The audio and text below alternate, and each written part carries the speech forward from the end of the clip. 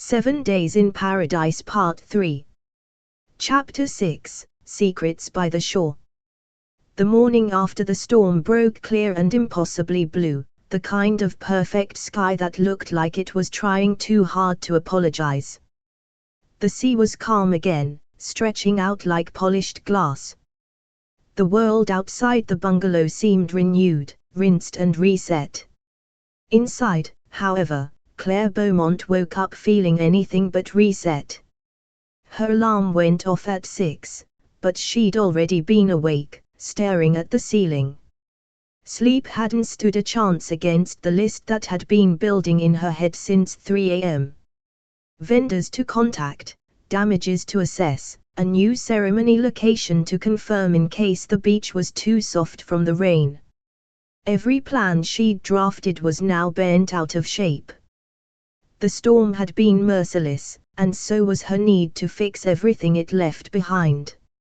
She rolled out of bed, tied her hair into a low ponytail, and reached for her tablet on the nightstand, her lifeline to order. But as her finger hovered over the power button, she paused. The thought of diving straight back into digital chaos made her stomach tighten. Through the glass doors, the ocean shimmered like a dare. Outside, she heard the sound of waves folding onto sand, rhythmic and steady, grounding in a way her emails could never be. And then, as if summoned by her hesitation, came the voice she had half expected. "Morning, sunshine." Max Darcy leaned against the doorway between the rooms, barefoot as usual, holding 2 mugs of coffee. His hair was still damp from a shower, and he had that effortless, sun-creased look that seemed unfair before 7 a.m. "I made coffee," he said, stepping into the light. "Well, technically, I pressed a button and prayed. It worked." Claire rubbed her eyes. "You don't sleep, do you?" He grinned. "I do. I just wake up early. Habit." "You have habits." "Plenty," he said, offering her a mug. "Most of them bad." She accepted the coffee. It smelled stronger than usual, the kind that could resurrect the dead. She took a sip and instantly forgave him for being alive this early. "What's the plan today, boss lady?" he asked. "Damage control," she said. "Half my vendors are still off island. The beach is soaked. And the bride wants reassurance I can't give her until I see the site myself." "Then go see it," he said simply. "I would, if I had a car." "The roads are fine," he interrupted. "Mostly. I checked." "You what?" "Walked to the main gate this morning. Roads are clear enough for a day tour. You can get to the North Beach." She blinked, surprised. "Why would you do that?" He shrugged. "I figured you'd want to know." For a moment, she didn't know what to say. Gratitude wasn't her default setting, it always came wrapped in practicality. "That helps. Thank you." "Don't thank me yet," he said, taking another sip of coffee. "Because you're not going alone." She frowned. "I work faster by myself." "Too bad. You'll need someone to carry things, or drive, or distract you from thinking too much." "I don't, you do," he said, that infuriating grin softening the blow. "Trust me. You could use a break disguised as work." She hesitated, then sighed. "Fine. But no surfing day tours." "Deal." By mid-morning, they were walking down the path that led from the resort toward the North Beach. The air was thick with salt and sunlight. Palm leaves whispered overhead. Claire wore a linen shirt over her swimsuit. Though she had no intention of swimming, Max carried a board under one arm anyway, just in case the ocean begged for attention. The path wound through groves of hibiscus and wild ginger, the ground still soft from the storm. The scent was intoxicating, wet earth, salt, and flowers too sweet to be real. So Max said as they walked, "What got you into weddings? You don't exactly scream romantic idealist." "I'm not," she said. "I'm a problem solver. Weddings are just organized chaos with prettier lighting." He laughed. "That's one way to put it." She glanced at him. "What about you? How does one go from surfing to whatever you are now?" "Accidental ambition," he said. "I wanted free surf gear. The rest got out of hand." "Out of hand meaning you became a billionaire?" He smirked. "Yeah. Like I said, bad habit." Claire smiled before she could stop herself. "You make it sound so simple." "It was, for a while," he said. "Then it wasn't. I got good at winning, and bad at enjoying it." There was something about the way he said it, flat, almost careless, that told her he meant it. "You miss it?" she asked quietly. "Miss what?" "The simple part." He kicked at the sand, thoughtful. "Every day." They walked in silence for a while. The sea stretched out beside them, calm and endless. Claire felt a strange tug in her chest, empathy, maybe, or recognition. It wasn't lost on her that they were both control freaks in their own way. The difference was, Max made peace with chaos. She tried to eliminate it. When they reached the North Beach, she stopped dead. The scene before them looked like something from a travel brochure painted by someone with too much imagination: white sand, turquoise shallows, sunlight scattering like glass shards. But the beach was also damaged. Fallen palm fronds lay tangled like casualties. The small platform where the ceremony arch had stood was half buried in sand. Claire crouched to inspect it, pulling out her phone to take notes. "The setup's ruined. We'll have to rebuild everything." Max crouched beside her. "You say that like it's the end of the world." "It is for my client. She'll live," he said. "And so will you." She didn't answer. He watched her for a moment, then stood and offered his hand. "Come on." "Where?" "Into the water." She stared at him. "Are you insane? It's not that cold." "I'm not dressed for swimming." "Exactly," he said, grinning. "You're dressed for worrying." "Max." "Claire." His tone softened, losing the playfulness. "You've been fighting the storm for 2 days straight. The wedding can wait an hour. The world won't collapse if you touch the ocean." She looked at the waves, gentle now, curling and collapsing with a rhythmic patience. She wanted to argue. She wanted to stay in control. But something inside her, something small, exhausted, and quietly rebellious, whispered, "Why not?" She sighed and handed him her phone. "If I drown, I'm haunting you." "I'd expect nothing less," he said, setting the phone on a towel. He waded in first, ankle deep, then waist deep, and turned. "See? Perfect." Claire hesitated only a second longer before stepping in. The water wrapped around her calves, cool and soft. The sand shifted under her feet like silk. It felt strangely grounding, like the island was exhaling, and she was finally letting herself breathe with it. Max grinned. "Told you." She rolled her eyes, but she was smiling now, the kind of smile that doesn't feel rehearsed. When a wave rolled toward her, she squealed, unprepared, and stumbled. Max caught her by the elbow, steadying her. Their eyes met, close enough that she could see the tiny flecks of green in his gray irises. "Got you," he said quietly. Her heartbeat wasn't entirely from the sea. She pulled away quickly, brushing a strand of wet hair off her face. I'm fine. I know. His tone was soft again, teasing, but careful. They floated there for a while, half talking, half quiet.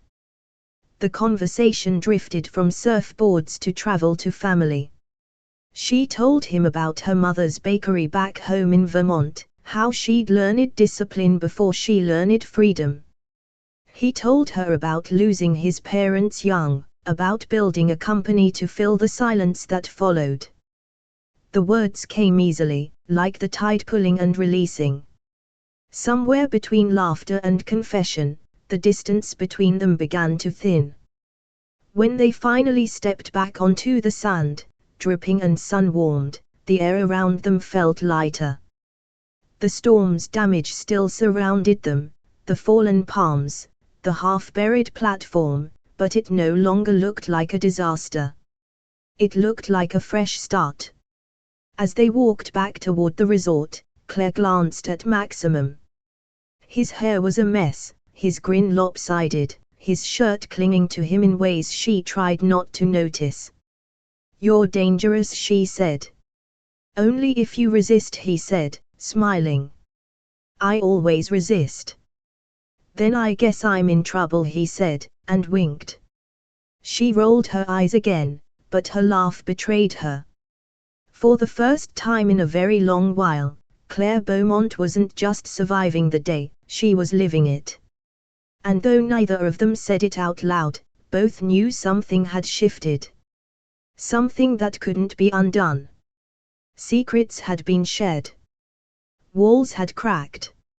And the island, quiet and knowing, seemed to hold its breath, waiting to see what they'd dare to admit next. Chapter 7, A Kiss and Confusion. The sun was slipping lower now, hanging heavy and amber over the ocean. The day had stretched itself thin, long, warm, and deceptively easy.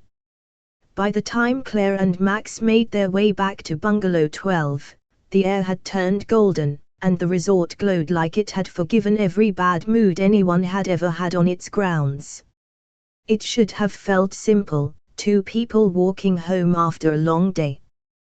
But it didn't. The walk was quieter than usual. Claire carried her sandals in one hand, her hair still damp from their swim, her blouse knotted at the waist. Max walked beside her, his board tucked under his arm, a towel slung over his shoulder. They weren't touching, not even close, but something invisible stretched between them, a current neither of them quite knew how to name. When they reached the bungalow, the world seemed almost too still. The ocean murmured behind them, the palms swayed lazily, and a faint scent of grilled pineapple drifted from the restaurant nearby. Claire stepped inside first, half expecting to be snapped out of whatever odd, suspended feeling had followed her from the beach. She wasn't. The room felt different, not in the physical sense, but in the kind of way that happens after laughter, after shared silence, after a secret. The air was still humid from the afternoon, but warmer somehow. Max set down his surfboard by the wall and disappeared into the kitchenette. "Hungry?" he called over his shoulder. "Not really," she said, though it wasn't true. Her stomach was in knots, but not from food. He poked his head out, smirking. "That's a lie. I'm fine." Translation: "You're starving and pretending not to be." "I'm." "Sit," he interrupted, that teasing tone soft but firm. "Let me feed you. You can pretend you're supervising if that helps." She almost argued, then gave up. "Fine." He pulled together something absurdly simple, toasted baguette slices with avocado and lime, mango on the side, a little drizzle of chili honey he found in the minibar. She sat at the counter, pretending to scroll through her notes, though she wasn't really reading. She was aware of the way he moved, unhurried, sure, familiar with the space as if he'd lived there all his life. When he set the plate in front of her, she glanced up, half smiling. "You know, you could have been a chef." "I could have been a lot of things," he said. "Still could be, I guess." She looked at him for a moment, curious. "Do you miss it? The beginning? When you were building everything?" He leaned against the counter. "Sometimes. But I like what I built. I just don't always like who I became doing it." She nodded slowly, recognizing the truth of that. They weren't so different after all, both addicted to the chase, both unsure what to do when it stopped. They ate quietly for a while, the conversation fading into the kind of silence that feels full rather than empty. Outside, the sky blushed from gold to violet. The first stars began to show, faint and hesitant. Max was the first to break the quiet. "You ever think about slowing down?" She gave a short laugh. "Every planner's nightmare." "Why?"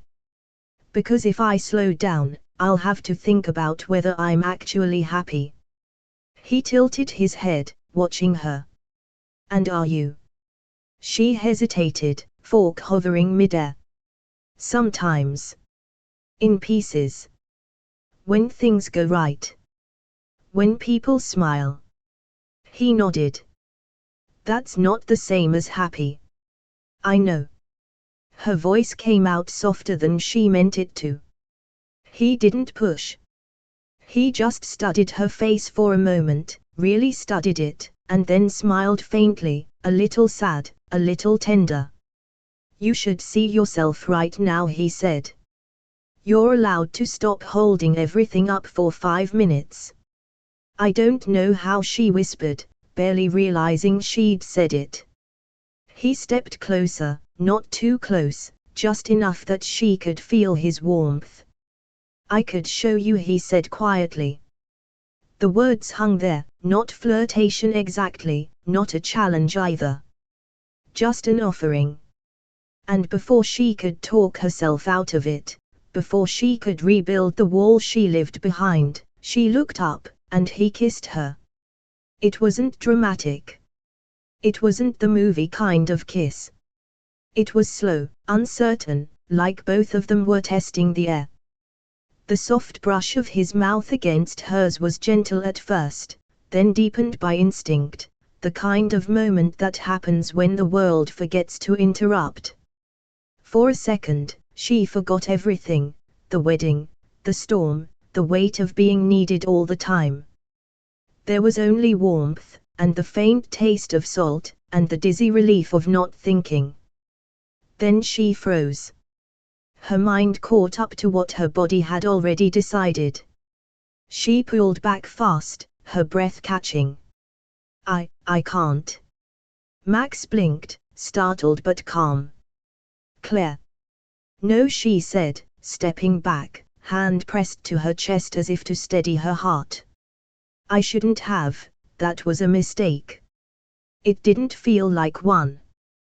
"That's not the point." He frowned, but gently. "Then what is?" She looked at him, her throat tight. The truth was right there, sitting heavy on her tongue, the secret she'd been avoiding since the moment she'd met him. "Max," she started, voice trembling. I'm engaged." The words landed like stones between them. He blinked once, then again. "Engaged?" She nodded, barely. "His name is Brad." "Brad," he repeated, as if trying to place the name in the world he knew. We've been together for 3 years." Max exhaled, slow. "Does he know you're here?" "Of course he does," she said quickly, defensive. "It's a work trip. He trusts me." "Should he?" That stung. She looked away. "That's not fair." "I'm not trying to be unfair," he said quietly. "I'm just trying to understand." She pressed her palms to the countertop, eyes shut. There's nothing to understand. It shouldn't have happened. It was just the storm, and stress, and me. Her silence said everything. Max ran a hand through his hair, looking out at the horizon. You could have told me. I didn't think it mattered. It matters now. His tone wasn't angry, just disappointed, the kind of quiet disappointment that's worse than shouting. Claire turned away, hugging her arms to her chest. I'm sorry. He didn't answer. The air between them changed, no longer warm, no longer gentle. Just tense, like something fragile had cracked and was deciding whether to break completely. Finally, Max said, You don't owe me an apology. But you might owe yourself one. She swallowed hard. You don't understand. I think I do, he said softly. You're scared to want something that doesn't fit the plan. Her jaw tightened. That's not true. He smiled sadly. It's exactly true. Outside, the sky had gone dark, the last of the light fading into the sea. Inside, silence filled the space between them, long, heavy, and full of things neither of them could take back. Claire turned away, pretending to tidy up plates that didn't need tidying. Her heart was hammering, her mind spinning through excuses that felt paper-thin. When she finally dared to glance at him again, Max had stepped out onto the deck. He was leaning on the railing, staring out at the waves. She wanted to say something, to explain, to undo, but she didn't. Instead, she watched him in silence, the wind moving through his hair, the ocean reflecting his stillness. And for the first time, she realized how much truth could fit into one quiet room. One impulsive kiss had changed everything. And no matter how many excuses she built afterward, she knew, in the pit of her stomach, in the ache under her ribs, that she wasn't sorry for the kiss. She was only sorry for what it revealed.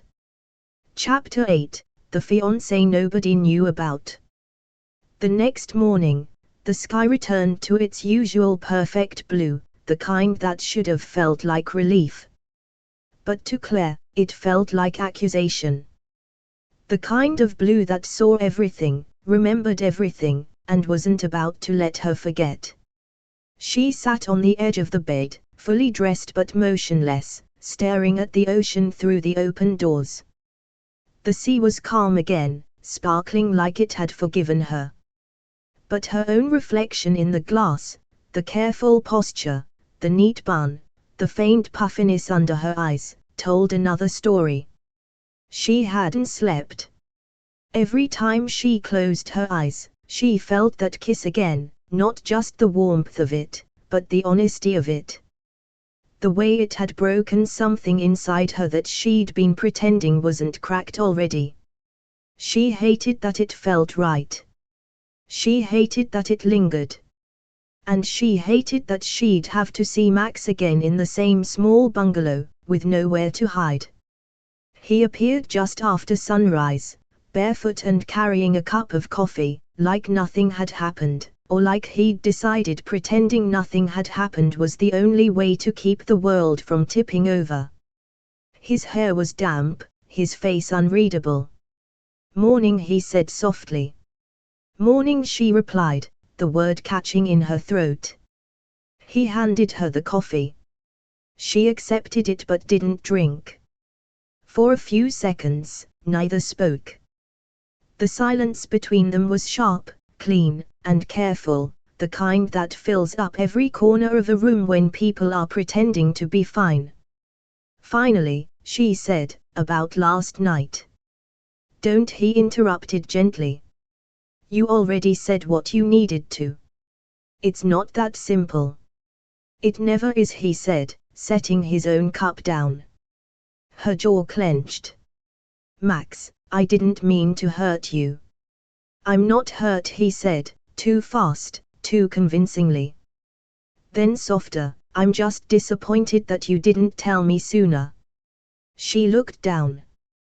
You would have judged me. I don't judge people for being honest, he said. I judge them for hiding when they don't have to. She swallowed hard, staring into her untouched coffee. You make it sound so easy. It's not easy, he said. It's just the truth. She didn't have a response to that. The moment hung there, two people who had collided at the wrong time, in the wrong place, trying to pretend it didn't mean something. Then, mercifully, her phone buzzed. A single text. From Brad. Surprise. Landing early. Can't wait to see you, babe. Red heart. Every muscle in her body went rigid. He wasn't supposed to come. His original plan was to arrive 3 days later, just in time for the wedding Claire was planning, not hers, of course, but the celebrity event she'd been hired to manage. She read the text again, disbelief turning into dread. Max noticed her expression shift. Bad news. Nothing I can't handle, she said quickly, pocketing the phone. But she could already feel the world tightening around her like a noose. 2 hours later, while she was in the middle of a meeting with the resort's event staff, she spotted him. Brad. He stood at the far end of the terrace, framed by sunlight, perfectly out of place in his crisp button-down and expensive shoes. His smile was sharp and practiced. He had the easy posture of a man who'd never carried his own luggage, and the kind of eyes that scanned a room not for beauty, but for advantage. Claire's heart sank straight through her rib cage. She excused herself mid-sentence and walked toward him, each step heavy. When she reached him, he pulled her into a quick, staged hug. Claire, he said, voice smooth, tone public. You look incredible. What are you doing here? She hissed under her breath, the smile fixed on her face because people were watching. Change of plans, he said. I wrapped up meetings early, and I thought, why not surprise my fiancé in paradise? Her stomach twisted. You shouldn't have come. Why not? He asked, his grin tightening. You embarrassed to be seen with me. Brad, she said quietly, not here. He studied her face, that smile never reaching his eyes. Oh, I get it. You're in work mode. Don't worry, I won't get in your way. I just thought I'd check into your resort, spend some quality time before the big event. She froze. You didn't. Front desk was happy to accommodate me, he said, straightening his collar. I even ran into your roommate on my way in. The word hit her like a slap. Her pulse skipped. You saw Max? Oh, yeah. Brad's grin widened now, cruel in its familiarity. Nice guy. A little too nice, if you ask me. Told me he and you have been sharing a bungalow because of a booking error. What an adorable mix-up. Claire's face went pale. Brad. Relax, he interrupted, leaning closer. I didn't say anything. Yet. The implication sat between them, heavy and deliberate. What do you want? She asked quietly, her throat tight. He smiled. Just some attention. And maybe a little help. Help. With money, he said simply. Business has been rough lately. Her eyes narrowed. You mean you're gambling? His grin twitched. Don't call it that. I just had a streak of bad luck. Brad, I'm not giving you money. You don't have to, he said. Your friend will. Once he finds out about us. The blood drained from her face. You wouldn't. He leaned in, lowering his voice until it was almost a whisper. I'd hate for your little island secret to hit the tabloids. Engaged wedding planner caught shacking up with billionaire client. The headline practically writes itself. Her heart was pounding now, loud enough to drown out the sound of the waves. You're unbelievable. I'm practical, he said. You know how much debt I'm in. You could fix it with one phone call. So make it, Claire. Or I make one instead. She took a shaky step back. You don't scare me. He smiled wider, a predator's smile. You should.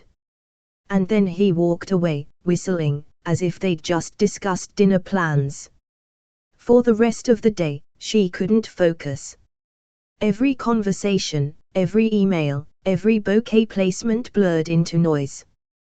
The only clear thought was Brad knows. By the time she returned to the bungalow, she was a storm herself, all motion and panic.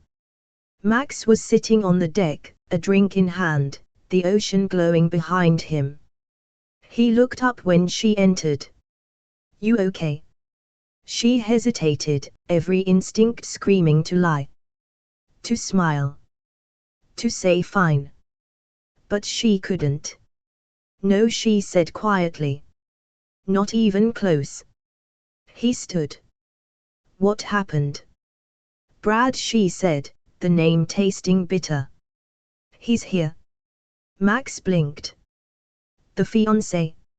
She nodded. What does he want? Her voice broke. Money. He froze, studying her. From you. From you, she said, hating how small her voice sounded. He thinks he can blackmail me. He said he'll tell everyone we. Her throat closed before she could finish. Max stepped closer, his face unreadable. You told him we kissed. He saw us together. He figured it out. He exhaled sharply, running a hand through his hair. Unbelievable. I'm so sorry, she said. I should have told you sooner. I didn't think it would matter, and now.